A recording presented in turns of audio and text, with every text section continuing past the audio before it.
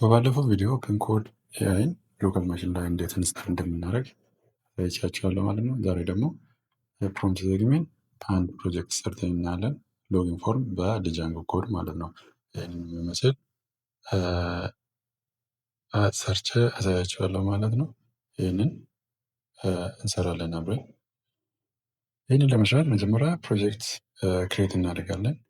ፕሮጀክት ክሬት ስናደርግ ከፈለግን ዲስክቶፕ ላይ ከፈለግን ደግሞ የፈለግንበት ቦታ ክሬት እናደርጋለን ማለት ነው። እኔ ዲስክቶፕ ላይ አንድ ፕሮጀክት ክሬት አደርጋለሁ።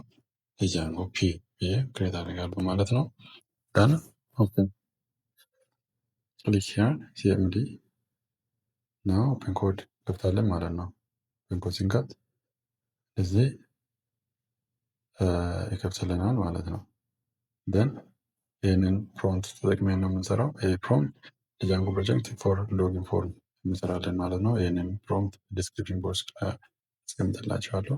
ይህንን ፕሮምፕት ኮፒ አድርገን እናደርጋለን። ደን ፔስት ሂር ኮንትሮል ቪ ደን ፔስት። ፕሮምፕቱ 55 ላይ ነው። ከዛ ኢንተር ነው የምናደርገው። ከዛ ፕሮምፕቱን ወስዶ the user wants to create the complete user application system using Django. Let me break down the requirement አውጥቶልን በራሱ የፕሮጀክታችን ስትራክቸር አውጥቶ እየሰራልን ነው ማለት ነው። ስለዚህ ከዛ እንደዚህ ሰርቶልናል።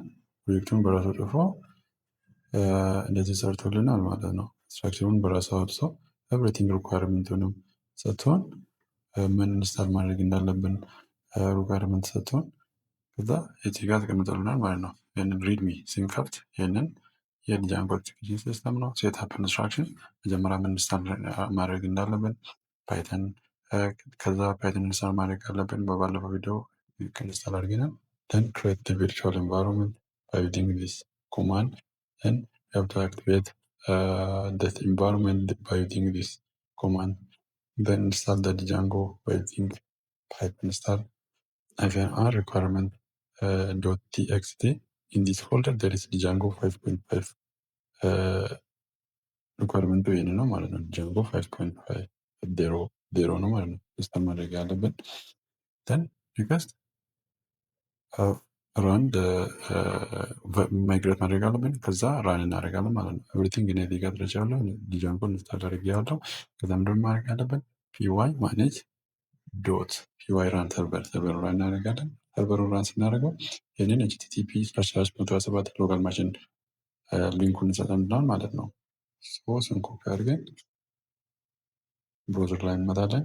ከዛ ፔስት እናደርጋለን ማለት ነው። እዚህ ጋር ስናደርግ ኮምፕሊትሊ ፕሮጀክታችን ራን ያደርግልናል ማለት ነው። ይሄ ሎጊን ፎርም። ከዛ ፕሮጀክቱ ሬጅስተር ያደርጋል። ከዛ ደን ሬጅስተር ዩዘርኔም እዚህ ጋር እናስገባለን። ደን ኢሜይል፣ ከዛ ፓስወርድ፣ ከዛ ኮንፈርም እናደርጋለን ማለት ነው ፓስወርዱ። ደን ሬጅስተር ያደረግነው ዩዘርኔም እናስገባ። ደን ፓስወርዳችን 123 ነው ማለት ነው። ደን ሎጊን ሰክሰስፉሊ ሎጊን ማለት ነው። ይሄኛው ዳሽቦርዱ ነው ማለት ነው። ሰርተዋል።